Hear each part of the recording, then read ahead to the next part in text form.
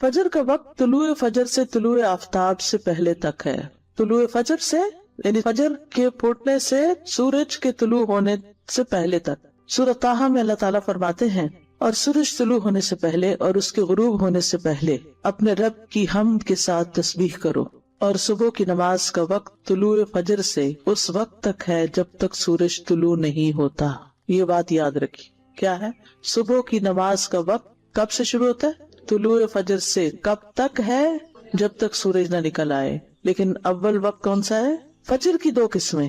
جابر بن عبداللہ رضی اللہ عنہ سے مروی ہے، وہ کہتے ہیں کہ رسول اللہ صلی اللہ علیہ وسلم نے فرمایا فجر کی 2 قسمیں ہیں. ایک فجر کاذب ہے جس میں روشنی بھیڑیے کی دم کی طرح اوپر کو اٹھتی ہے نہ کہ چوڑائی میں، اور دوسری فجر صادق ہے جس میں روشنی ارزن پھیلتی ہے نہ کہ طولن، اوپر نہیں جاتی بلکہ رائٹ لیفٹ جاتی. اب تو خیر ہم ٹائم دیکھ کے سب اندازہ کر لیتے ہیں، لیکن اگر کبھی کوئی ایسا سبب نہ ہو تو یہ یاد رکھیے کہ نماز فجر کا وقت اس وقت شروع ہوتا ہے جب روشنی رائٹ لیفٹ کو پھیلتی، ارزن پھیلتی، بڑے پیمانے پہ پھیلتی ہے. فجر کا وقت طلوع فجر ثانی سے شروع ہوتا ہے اور سورج کے طلوع ہوتے ہی ختم ہو جاتا ہے. اور فجر ثانی سے مراد وہ سفیدی ہے جو مشرق کی جانب آسمان کے کناروں پر چوڑے طریقے سے نظر آتی ہے اور یہ شمال سے جنوب کی طرف پھیل جاتی ہے، نارتھ سے ساؤتھ کی طرف جاتی. اور جہاں تک بات فجر اول کی ہے تو یہ سفیدی فجر ثانی سے تقریباً 1 گھنٹہ پہلے نمودار ہوتی ہے اور ان دونوں میں فرق ہے.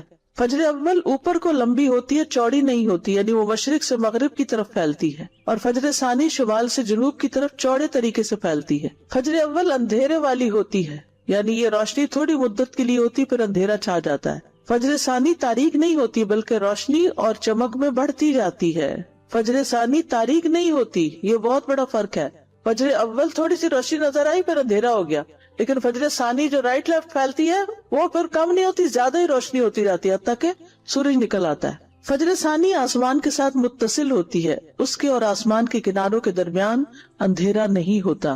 اور فجر اول آسمان کے کناروں سے کٹی ہوئی ہوتی ہے اور اس کے اور آسمان کے کناروں کے درمیان اندھیرا ہوتا ہے. اول وقت عبداللہ ابن عمرو ابن العاص سے روایت ہے، انہوں نے کہا کہ رسول اللہ صلی اللہ علیہ وسلم سے نمازوں کے اوقات کے بارے میں پوچھا گیا تو آپ نے فرمایا فجر کی نماز کا وقت اس وقت تک ہے جب تک سورج کا پہلا کنارہ نہ نکلے.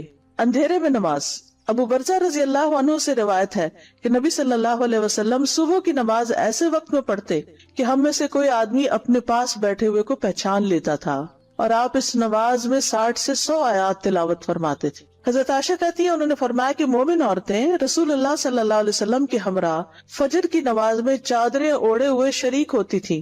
نماز سے فراغت کے بعد وہ اپنے گھروں کو ایسے وقت میں واپس لوٹتی کہ انہیں رات کی تاریکی کی وجہ سے کوئی پہچان نہیں سکتا تھا. اس سے کیا پتہ چلتا ہے کہ نبی صلی اللہ علیہ وسلم فجر کی نماز اندھیرے میں ہی پڑھ لیتے تھے، حتیٰ کہ جب نماز ختم ہوتی تو اس وقت بھی اندھیرا ہوتا تھا، حالانکہ طویل کی رات کی ہوتی تھی. یعنی آپ یوں سمجھیے کہ اذان کے ساتھ ہی پھر نماز شروع کر دی جائے، تب یہ ہو سکتا ہے. ما یعرفن من الغلس، یعنی نبی صلی اللہ علیہ وسلم اول وقت میں نماز ادا کرتے اور عورتیں جب نماز کے بعد واپس جاتی تو اپنے کپڑوں میں لپٹی ہوتی تھی. ان کو کوئی اندھیرے کی وجہ سے نہیں پہچان سکتا تھا کیونکہ ابھی اندھیرا موجود ہوتا.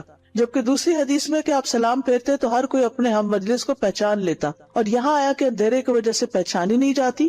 تو یہ بات معلوم ہے کہ ان دونوں حالتوں میں فرق ہے کہ آدمی کسی کے پہلو میں بیٹھا ہو اور کوئی اس سے دور ہو، ان دونوں باتوں میں فرق ہوتا ہے. تو قریب میں بیٹھا شخص اندھیرے کے باوجود پہچان لیا جاتا ہے، جبکہ دور کوئی شخص ہو تو وہ نہیں پہچانا جاتا. دور کوئی شخص ہو تو نہیں پہچانا جاتا. یہ حدیث اس بات پر دلالت کرتی ہے کہ نماز کو اول وقت پر ادا کیا جائے گا. تو اب ہر نماز کو الگ الگ لیتے ہیں. فجر کی نماز کو کب ادا کرنا پسندیدہ ہے؟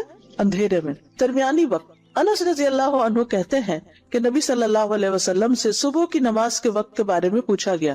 جواباً آپ نے ایک دن طلوع فجر کے وقت صبح کی نماز پڑھائی اور دوسرے دن صبح روشن ہونے کے بعد پڑھی. پھر پوچھا صبح کی نماز کے بارے میں دریافت کرنے والا کہاں ہے؟ پھر وضاحت کرتے ہوئے فرمایا کہ اس نماز کا وقت ان 2 اوقات کے درمیان ہے، اور فجر کا وقت ہے جب تک سورج طلوع نہ ہو، ووقت الفجر ما لم تطلع الشمس. فجر کو روشن کر کے پڑھنا.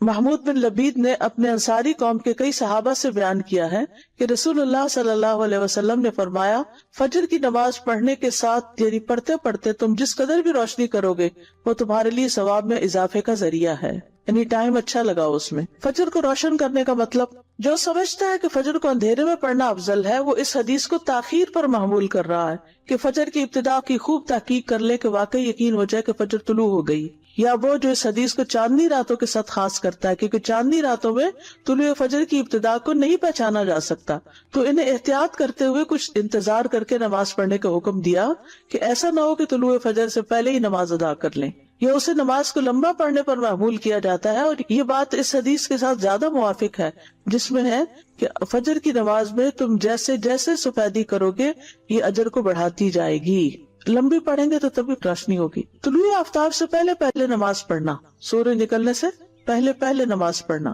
جریر بن عبداللہ رضی اللہ عنہ سے روایت ہے، انہوں نے کہا ہم لوگ نبی صلی اللہ علیہ وسلم کے پاس تھے کہ آپ نے 14ویں رات کے چاند کی طرف دیکھا، پھر فرمایا خبردار تم قیامت کے دن اپنے رب کو اسی طرح دیکھو گے جس طرح اس چاند کو دیکھ رہے ہو، تمہیں اسے دیکھنے میں کوئی دشواری یا اشتباہ نہیں ہوگا، لہٰذا اگر تم میں استطاعت ہو تو سورج کے طلوع ہونے سے پہلے اور اس کے غروب ہونے سے پہلے کی نمازوں سے مغلوب نہ ہو جاؤ تو ایسا ضرور کرو۔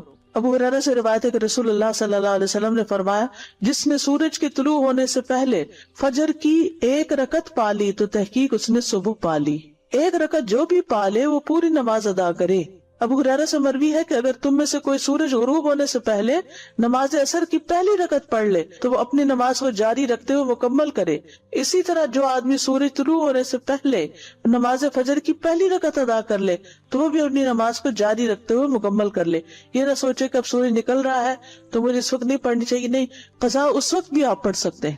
وقت سے پہلے فجر پڑھنے کی حرمت، اور وہ کیا ہے؟ فجر صادق کے وقت نماز پڑھنا۔ فجر کی 2 قسمیں ہیں، فجر صادق ہے جس میں سحری کھانا حرام ہوتا ہے اور نماز فجر پڑھنا درست ہوتا ہے، اور فجر کاذب ہے جس میں نماز فجر کی ادائیگی حرام ہوتی ہے اور سحری کا کھانا درست ہوتا ہے۔ اور سمجھ آ گئی اس بات کی؟ فجر کو لیٹ پڑھنے کی ممانعت۔ شیخ ابن باز سے پوچھا گیا کہ ایک آدمی صبح کی نماز ادا کرنے میں جو کوتاہی کرتا ہے کیونکہ وہ جلدی جاگ نہیں پاتا، باقی تمام نمازوں کے فرائض ان کے اوقات میں پڑھتا ہے، تو کیا یہ اس کا عمل قبول کر لیا جائے گا؟ کیا آپ کے پاس کچھ ایسی باتیں ہیں جن سے آپ اس کو کچھ نصیحت کریں؟ یہ بھی ہوتا ہے نا بعض اوقات بچے ماں باپ کی بات نہیں سنتے تو پھر ان کو کہاں لے جایا جاتا ہے؟ کسی اسکالر کے پاس، کسی ایسے شخص کے پاس کہ جس سے وہ کچھ انسپائر ہو یا جس کا کچھ روب ہو اور وہ اس کی بات سن کے بات مان لیں۔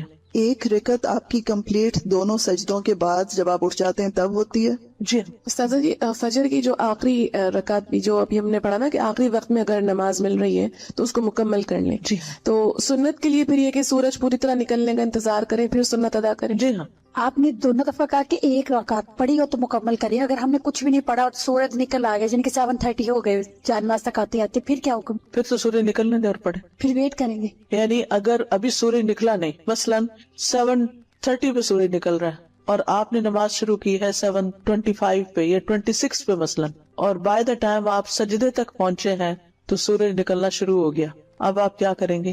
پوری کریں گے، چاہے سورج نکل رہا ہے پوری کریں گے، کیونکہ آپ نے جب شروع کی تھی سورج نہیں نکلا تھا، نکلنا شروع نہیں ہوا تھا، آپ نے پوری 1 رکعت سورج نکلنے سے پہلے ادا کر لی ہے تو دوسری بھی اب ادا کر لیجیے۔ اس سے 1 گھنٹہ پہلے اٹھ کے اپنی کھڑکی سے افق کو دیکھیں، مغرب کی طرف نہیں مشرق کی طرف، کہ کیا آسمان پہ کوئی روشنی نظر آئی ہے؟ جو روشنی ایسے اوپر کو اٹھتی ہوئی تھوڑی سی نظر آتی ہے اور پھر اس کے بعد وہ غائب بھی ہو جاتی ہے تو وہ فجر کاذب ہوتی ہے، اس کے بعد نماز نہیں پڑھتے۔ وہ وقت ہوتا ہے جب سحری کھاتے ہیں، سحری کھانے کا وقت ہوتا ہے، جب روشنی نکلتی ہے اور آسمان پر وسیع طور پر ارزن پھیل جاتی ہے، تھوڑی تھوڑی آتی ہے لیکن پھیلتی وہ پھر زیادہ پھیل جاتی، تو یہ فجر کا وقت ہوتا ہے، یعنی فجر کاذب سحری کھانے کا وقت ہے، تہجد کا وقت ہوا۔ تو بات یہ ہے کہ کسی بھی مسلمان کے لیے جائز نہیں کہ وہ فجر کی نماز میں سستی کرے، فجر ہو یا فجر کے علاوہ کوئی اور نماز ہو، تمام نمازوں کی حفاظت، ان کے اوقات کی حفاظت، جماعت سے پڑھنے کی حفاظت ہونی چاہیے۔ ظہر کا وقت نصف النہار کے بعد سے عصر سے پہلے تک ہے۔ نہار کا مطلب ہوتا ہے دن اور نصف کا مطلب آدھا دن۔ جیسے سورج 7 بجے نکلا اور 5 بجے غروب ہوا تو نصف کہاں ہو گیا؟ 12 بجے۔ عبداللہ ابن عامر رضی اللہ عنہ سے مروی ہے، انہوں نے کہا کہ رسول اللہ صلی اللہ علیہ وسلم نے فرمایا ظہر کا وقت زوال شمس کے وقت ہوتا ہے۔ ظہر کا وقت زوال شمس یعنی سورج کے زوال کے ساتھ ہوتا ہے، جبکہ ہر آدمی کا سایہ اس کی لمبائی کے برابر ہو۔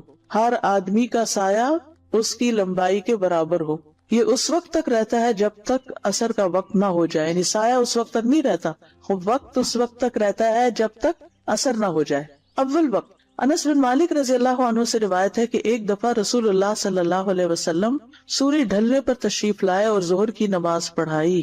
آخری وقت، پھر جب تم ظہر پڑھو تو عصر ہونے تک اس کا وقت ہے۔ ظہر جلدی پڑھنا، ظہر کی نماز کے حوالے سے اصل اور مستحب بات یہ ہے جس پر سب کا اتفاق ہے کہ اس کو جلدی پڑھا جائے، وقت داخل ہوتے ہی پڑھ لیا جائے اور اسے اس کے اول وقت میں ادا کیا جائے۔ جابر بن سمرہ رضی اللہ عنہ سے روایت ہے کہ انہوں نے نبی صلی اللہ علیہ وسلم سے روایت کیا کہ نبی صلی اللہ علیہ وسلم ظہر کی نماز اس وقت پڑھتے تھے جب سورج ڈھل جاتا تھا۔ گرمی کی شدت میں بھی ظہر جلدی پڑھنا۔ محمد ابن عمر جو کہ حسن بن علی بن ابی طالب کے بیٹے ہیں کہتے ہیں کہ ہم نے جابر رضی اللہ عنہ سے نبی صلی اللہ علیہ وسلم کی نمازوں کے اوقات پوچھے تو انہوں نے کہا آپ ظہر کی نماز سخت گرمی کے وقت میں پڑھا کرتے تھے، یعنی زوال کے بعد اول وقت میں پڑھتے تھے۔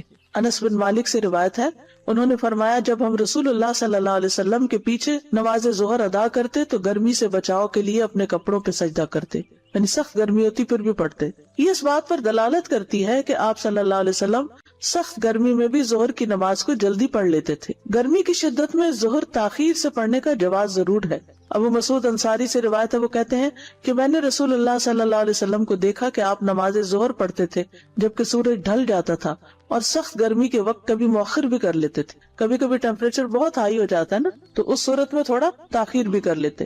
ابو ہریرہ اور عبداللہ ابن عمر رضی اللہ عنہما سے روایت ہے وہ رسول اللہ صلی اللہ علیہ وسلم سے بیان کرتے ہیں کہ آپ نے فرمایا جب گرمی زیادہ ہو تو نماز ظہر ٹھنڈے وقت پڑھا کرو کیونکہ گرمی کی شدت جہنم کی بھاپ سے ہوتی ہے۔ اصل میں کیوں کہا کیونکہ انسان کو جب گرمی کی شدت ستاتی ہے نا تو وہ فوکس نہیں رکھ پاتا نماز پہ، اس کا سارا دھیان کس پہ ہوتا ہے، ہائے گرمی، تو اس لیے کہا کہ ذرا اس وقت کو جس میں شدت ہو وہ اس کو ٹل جانے دو۔ ابن عثیمین کہتے ہیں جب موسم سخت گرم نہ ہو تو افضل یہ ہے کہ جیسے ہی ظہر کا وقت داخل ہو تو انسان ظہر کی نماز ادا کر لے، چاہے سفر میں قصر نماز ہی ادا کرنی ہو پھر بھی، کیونکہ سخت گرمی کے موسم کے علاوہ ظہر کی نماز کو جلدی پڑھ لینا ہی افضل ہے۔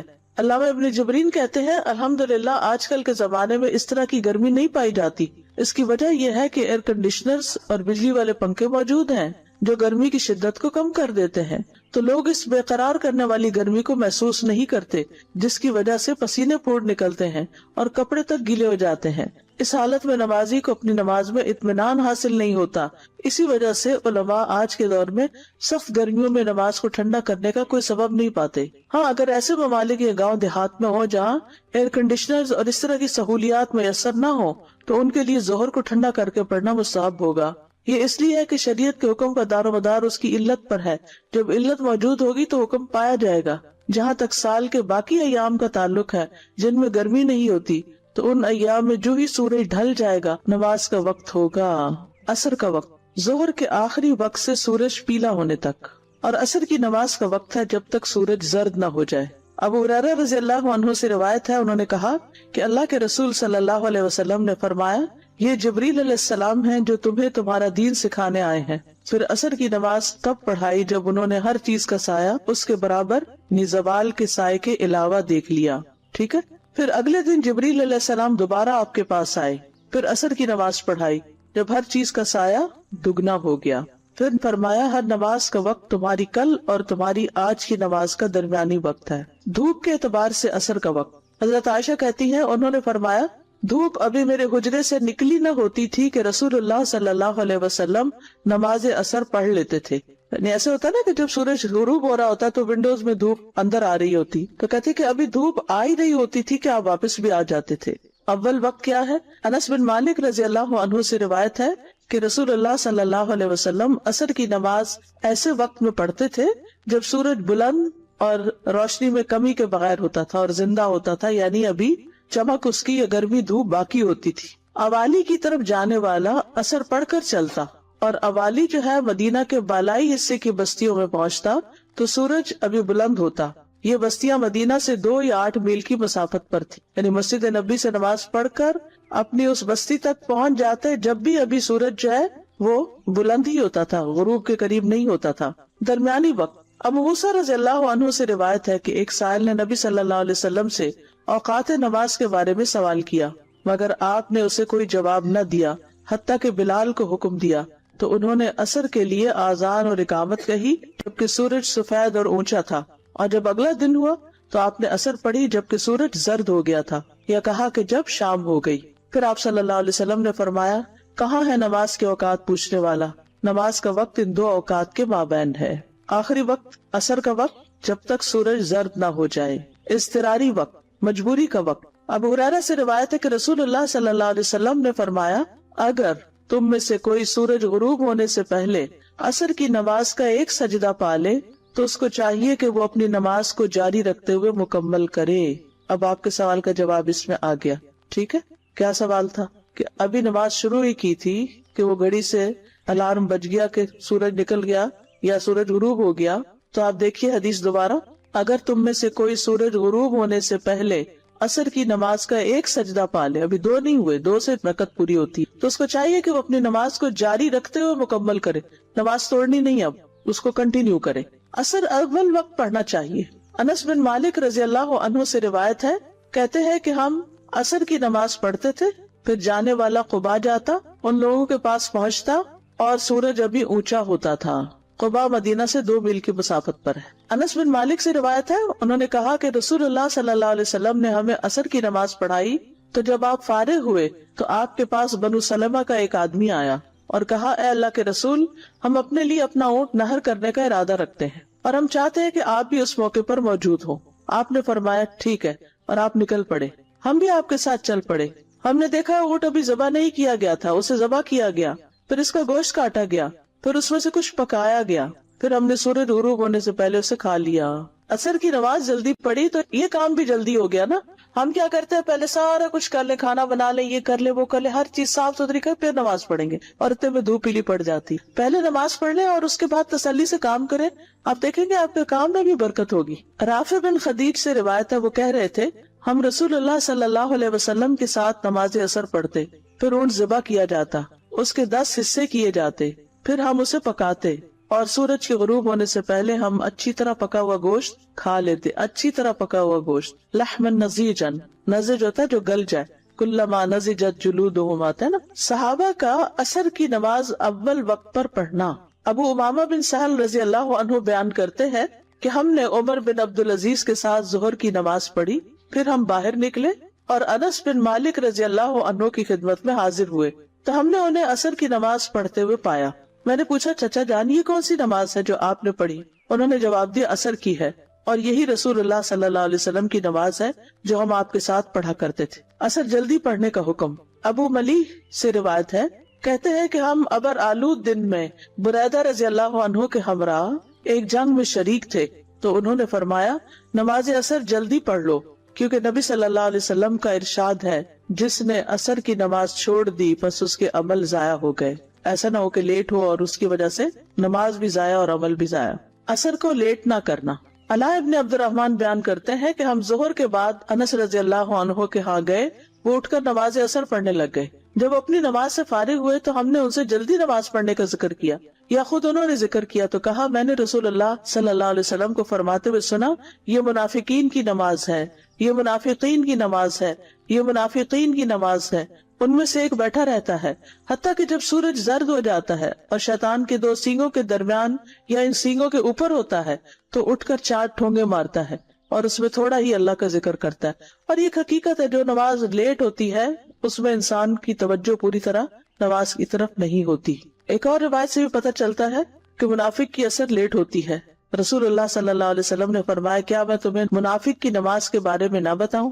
وہ عصر کی نماز مؤخر کرتا رہتا ہے یہاں تک کہ سورج غروب ہونے کا وقت گائے کی انتڑیوں کی چربی کی طرح بکھرا ہوا ہوتا ہے، تو اس وقت اسے پڑھتا ہے۔ یعنی اس وقت آپ چھوٹی چھوٹی بدلیاں سی آ جاتی ہیں نا سورج کے آس پاس، غروب اور طلوع میں آپ دیکھیں کہ چھوٹے چھوٹے بادل کے ٹکڑے، تو اس کی طرف اشارہ ہے یہاں۔ یعنی بہت کلیئر اسکائی ہو تو پورے کا پورا بال نیچے جا رہا ہوتا، ورنہ اس کے اندر لمبی لمبی لہریں سی ہوتی ہیں بادلوں کی۔ عصر کی نماز فوت ہونے کا نقصان۔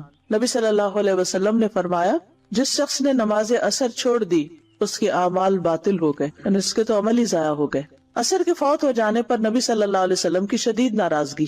حضرت علی سے روایت کہتے ہیں کہ رسول اللہ صلی اللہ علیہ وسلم نے غزوہ احزاب کے دن فرمایا، اللہ ان مشرکین کی قبروں اور ان کے گھروں کو آگ سے بھر دے، جس طرح انہوں نے ہمیں درمیانی نماز اثر سے روکا، یعنی جنگ میں مشغول رکھا حتیٰ کہ سورج غروب ہو گیا۔ اور جو لوگ خود اپنی مرضی سے غروب کر لیں، اتنی بڑی وعید ہے۔ تو کیا سمجھ میں آیا اثر کا وقت کب ہے؟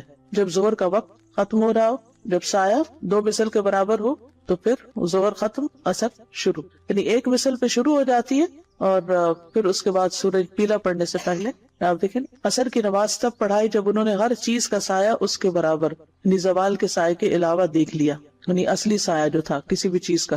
تو یہاں اول وقت جو ہے شروع ہوتا ہے جب اس کے برابر ہو جاتا ہے سایہ، یعنی 1 مثل ہوتا ہے، 2 مثل نہیں، درمیانہ ٹائم ہو جاتا ہے پھر، کیونکہ آپ نے تو یہی سوچ کے شروع کی ہوگی کہ 1 رکعت مل جائے گی، لیکن آج کل کیا ہو رہا ہے، ہر روز 2-3 منٹ کا فرق پڑ جاتا ہے، تو اس میں پھر انسان کو دھوکہ بھی لگ جاتا ہے، اور بعض اوقات تھوڑے اوقات میں 1-8 منٹ کا فرق بھی ہو جاتا ہے، اور 1 منٹ بڑی چیز ہوتی ہے، 1 منٹ میں انسان پورا قیام کر لیتا ہے بعض اوقات کل واللہ کے ساتھ۔ نماز کے دیگر احکام، فرض نماز کی رکعات، سنتیں اور نوافل، ان کے دلائل۔ ابتدائی اسلام میں 2 رکعات کی فرضیت حضرت عائشہ سے مروی ہے، وہ کہتی ہے کہ شروع میں 2 رکعت نماز فرض ہوئی۔ جب آپ صلی اللہ علیہ وسلم مدینہ تشریف لائے تو آپ نے ہر نماز اس طرح پڑھی کہ اس کے ساتھ اتنی ہی نماز اور ملا دی، یعنی مکہ میں 2 رکعتیں پڑھتے تھے، اور پھر مدینہ میں آ کر 2 کے ساتھ 2 اور ملا دی، سوائے نماز مغرب کے کہ وہ دن کی نماز کو وتر یعنی طاق کرنے والی ہے، یعنی سورج نکلنے سے پہلے سے لے کر غروب ہونے تک دن ختم ہو جاتا ہے نا، یعنی طلوع فجر سے غروب آفتاب تک۔ تو دن کی نمازیں جو ہیں ان کو وتر کرنے کے لیے مغرب کی نماز 4 رکعت کی بجائے 3 رکعت ہے، سوائے نماز مغرب کے کہ وہ دن کی نماز کو وتر کرنے والی ہے، اور نماز فجر کے کہ اس میں لمبی قرات کی جاتی ہے، تو 2 رکعتیں رکھی گئیں۔ اور جب آپ صلی اللہ علیہ وسلم سفر کرتے تو آپ اپنی سابقہ نمازوں کی طرف لوٹ جاتے، یعنی 2 رکعت نماز پڑھتے، قصر کرتے۔ اسی طرح ایک اور روایت میں آتا ہے، جابر بن زید سے روایت ہے، انہوں نے کہا کہ عائشہ رضی اللہ تعالی عنہا کہتی ہیں کہ آپ صلی اللہ علیہ وسلم مکہ میں 2 رکعت فرض پڑھا کرتے تھے، پھر جب آپ مدینہ تشریف لائے تو 4 اور 3 رکعت والی نمازیں فرض ہو گئی، تو آپ صلی اللہ علیہ وسلم نے 2 رکعتیں پڑھنا ترک کر دیا اور نماز پڑھنی شروع کر دی، یعنی نئے حکم پر عمل کرتے ہوئے، اور مکہ میں پڑھی جانے والی 2 رکعتوں کو مسافر کے لیے مکمل نماز قرار دیا۔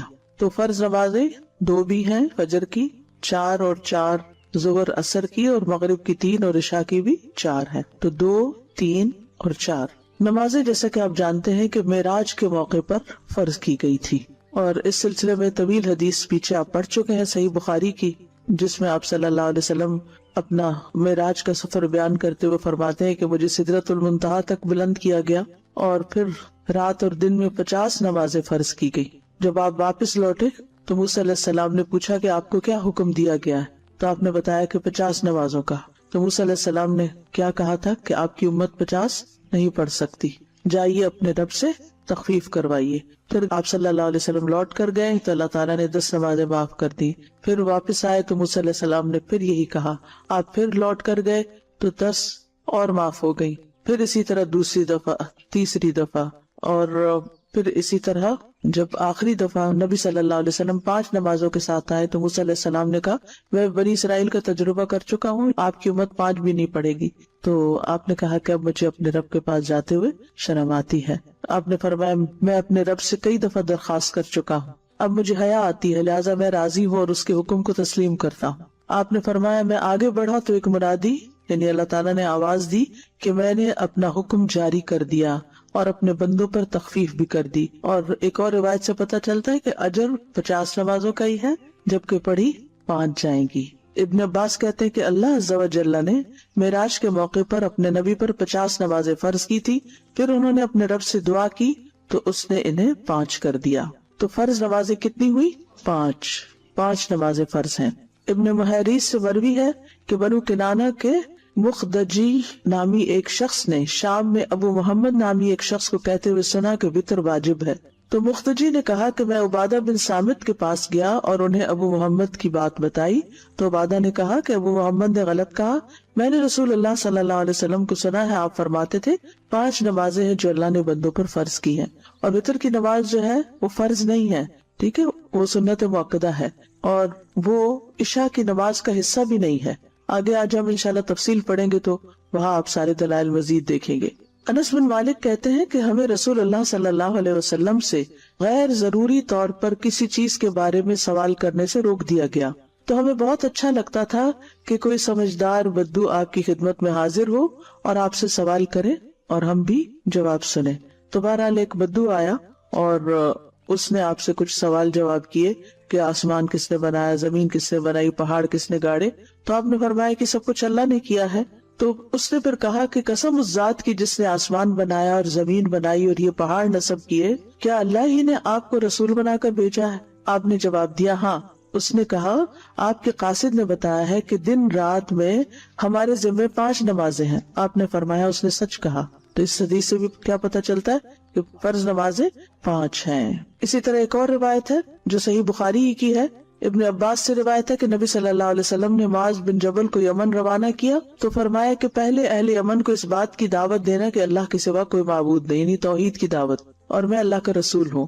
اور اگر وہ یہ بات مان لیں تو ان سے کہنا کہ اللہ نے ہر دن رات میں ان پہ 5 نمازیں فرض کی ہیں. ایکچولی یہ سوال کسی نے مجھ سے کیا تھا ایک بار کہ 5 نمازوں کا کہاں لکھا ہوا ہے، تو ہو سکتا ہے کہ کوئی آپ کو بھی کہے کہ کہاں لکھا ہے 5 نمازوں کے بارے میں. لاسٹ ویک آپ کو یاد ہوگا کہ میں نے کچھ آیات بھی آپ کو سنائی تھی کہ جس میں جو اشارات نکلتے ہیں وہ 5 نمازوں کے ہیں. اقم الصلاۃ لدلوک الشمس الی غسق اللیل والی، اور اسی طرح سورۃ طٰہٰ کی آیت بھی. تو احادیث میں اس کی بھرپور وضاحت ملتی ہے، یعنی ایک نہیں کئی احادیث سے یہ پتہ چلتا ہے کہ جس میں نبی صلی اللہ علیہ وسلم نے 5 نمازوں کی فرضیت کا حکم دیا یا اس کی گواہی دی. پھر اسی طرح ایک اور جگہ پر ہے کہ 5 نمازوں کی حفاظت کرنے والے سے اللہ کا وعدہ ہے. کس بات کا وعدہ ہے؟ کہ اسے ضرور جنت میں داخل کروں گا، اور جو ان کی حفاظت نہیں کرے گا اس کے لیے اللہ کے ہاں کوئی عہد نہیں. فرائض کی ادائیگی کامیابی کی طرف لے جاتی ہے، یعنی یہ بات ہم سب کو اچھی طرح معلوم ہونا چاہیے کہ کامیابی کا انحصار فرائض کی ادائیگی پر ہے. بعض اوقات ہم نفلی صدقات، نفلی روزہ، نفل نماز اس کو بڑے شوق سے کرتے ہیں اور کیا سمجھ کے کرتے ہیں کہ اس میں ہمارے لیے بڑا اجر ہے. اور اس وقت ہم سمجھتے فرض تو فرض ہے نا، فرض کا اجر ہمارے ذہن میں نہیں آتا.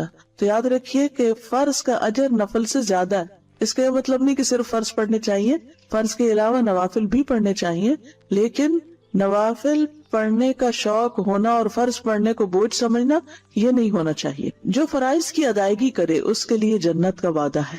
جابر رضی اللہ عنہ سے روایت ہے، وہ کہتے ہیں کہ نعمان بن قوقل نبی صلی اللہ علیہ وسلم کی خدمت میں حاضر ہوئے اور پھر کہا اے اللہ کے رسول مجھے بتائیے، جب میں فرض نماز پڑھتا رہوں اور حرام کو حرام سمجھوں اور حلال کو حلال سمجھوں تو کیا میں جنت میں داخل ہو جاؤں گا؟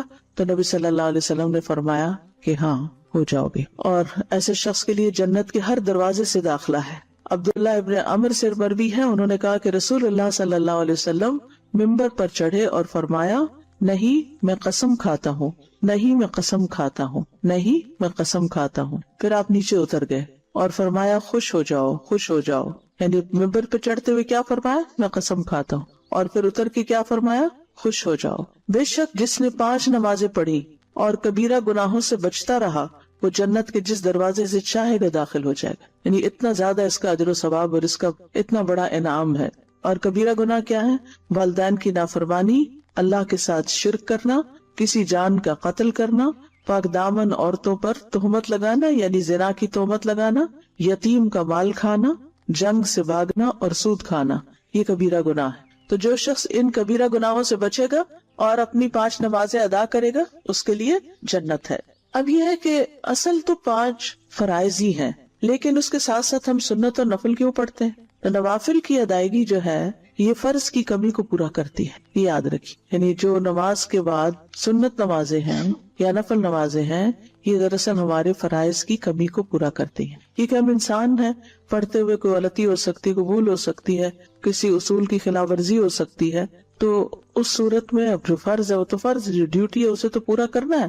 اگر اس کو اصل طریقے پر پورا نہیں کیا گیا تو پھر ایکسٹرا والنٹریلی پریئرز کے ساتھ اس کمی کو ہمیں پورا کرنا ہوگا، کیونکہ نمازوں کا حساب ہوگا. سنن نبی داؤد کی روایت ہے، نبی صلی اللہ علیہ وسلم نے فرمایا قیامت کے دن لوگوں کے اعمال میں سے سب سے پہلے نماز کا حساب ہوگا. آپ نے فرمایا ہمارا رب عز و جل فرشتوں سے فرمائے گا حالانکہ وہ پہلے ہی خوب جاننے والا ہے. میرے بندے کی نماز دیکھو، کیا اس نے اس کو پورا کیا ہے یا اس میں کوئی کمی کی ہے. چنانچہ اگر وہ کامل ہوئی تو اس کے لیے پوری کی پوری لکھ دی جائے گی، پوری نماز لکھ دی جائے گی. اور اگر اس میں کوئی کمی ہوئی تو فرمائے گا کہ دیکھو کیا میرے بندے کے کچھ نوافل بھی ہیں. اگر اس کے نفل ہوئے تو فرمائے گا میرے بندے کے فرضوں کو اس کے نفلوں سے پورا کر دو. پھر اسی انداز سے دیگر اعمال لیے جائیں گے، یعنی سارٹنگ کی جائے گی نا اعمال نامے کی کہ جی نمازیں کدھر ہیں، پوری ہیں جی پوری ہیں، کوئی کمی تو نہیں، کوئی کمی نہیں، نہ کبھی قضا کی، نہ کبھی بھولے، نہ کوئی چھٹی. اب کیا ہے، ان کو پورے کا پورا لکھ دو. لیکن اگر اس سارٹنگ میں کچھ کمی ہوئی تو وہاں کہاں سے پوری کرے گی کمی؟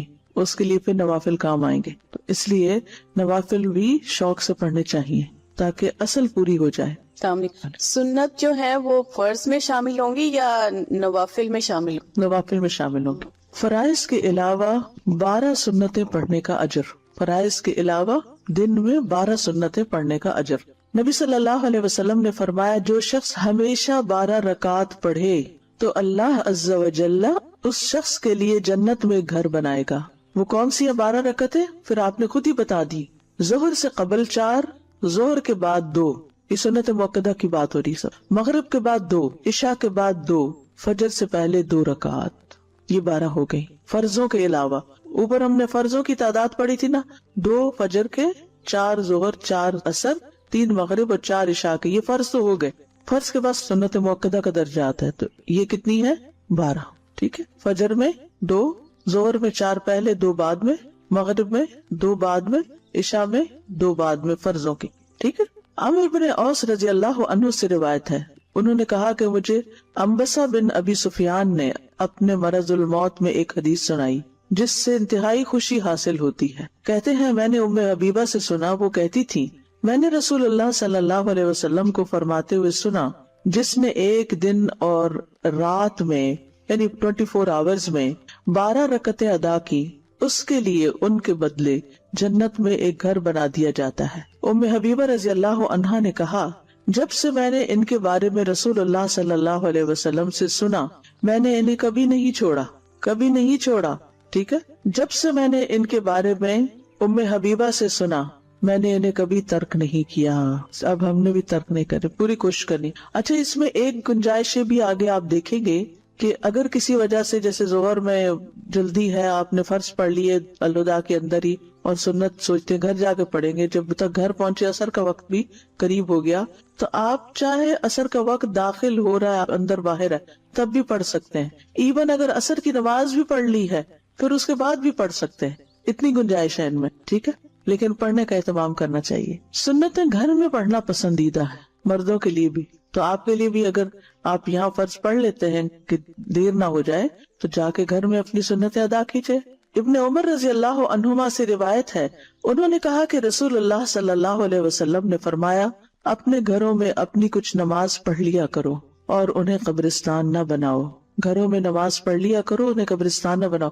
یعنی ساری نمازیں باہر ہی نہیں پڑھ کے آ جانی چاہیے، چاہے مسجد ہی کیوں نہ ہو. مسجد میں فرائض اور باقی گھر میں. سنت موقدہ اور غیر موقدہ.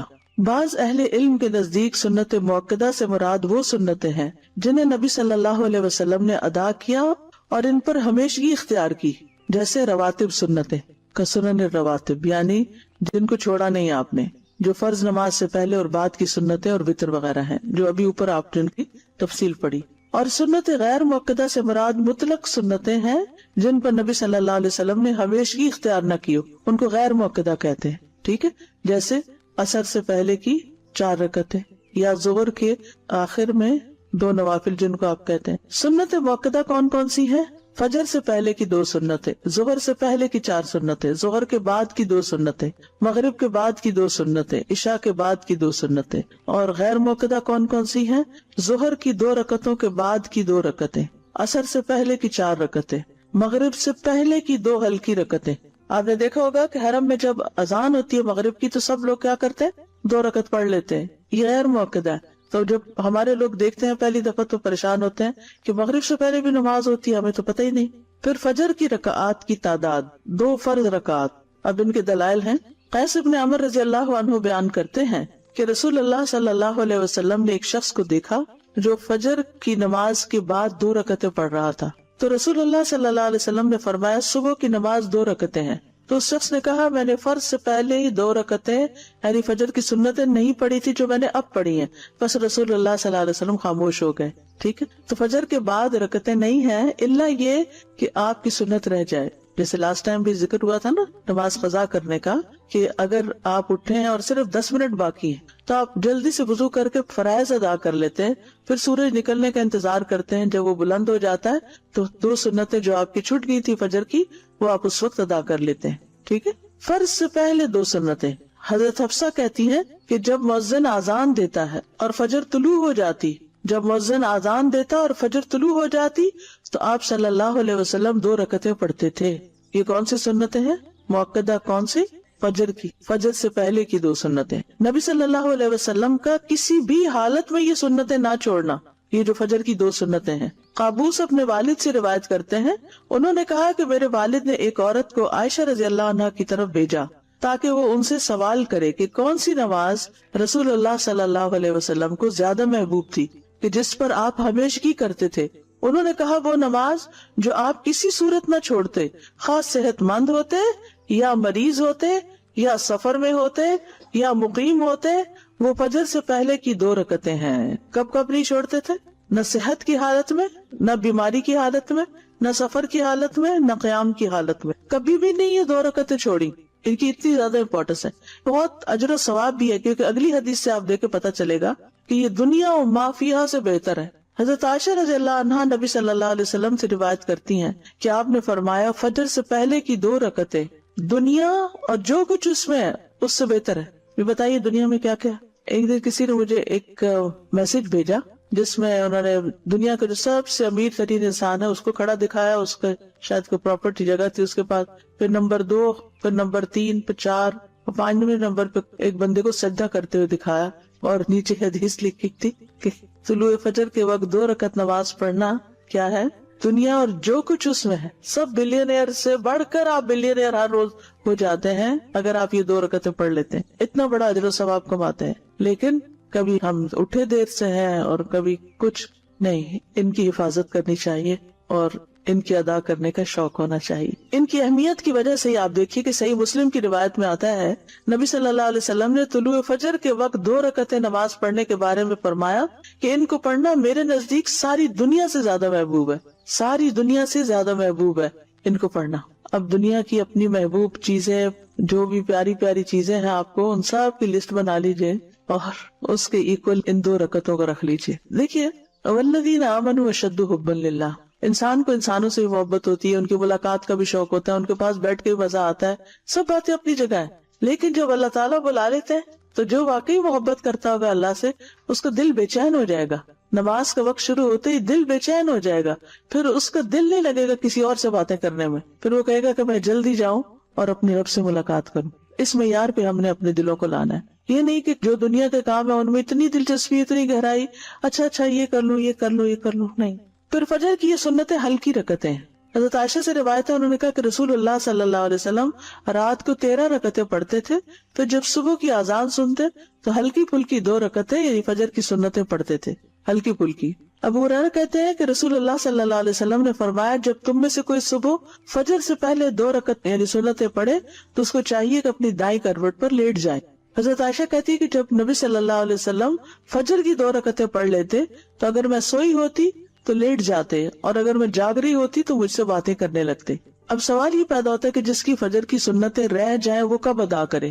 کبھی آپ کی رہ گئی, کیوں, ٹھیک ہے ٹائم کم تھا, اور عموماً ٹائم کی کمی سے ہی ہوتا ہے. اور بعض اوقات ایسا ہوتا ہے کہ ہمیں اندازہ نہیں ہوتا کہ کسی مسجد میں یا حرم میں نماز شروع ہونے کا وقت کتنا ہے. ہم گھر سے وضو وغیرہ کر کے نکلتے ہیں کہ وہاں جا کے پہلے سنت پڑھیں گے, پھر فرض پڑھیں گے, اتنے میں کیا ہوتا ہے تکبیر ہو جاتی ہے,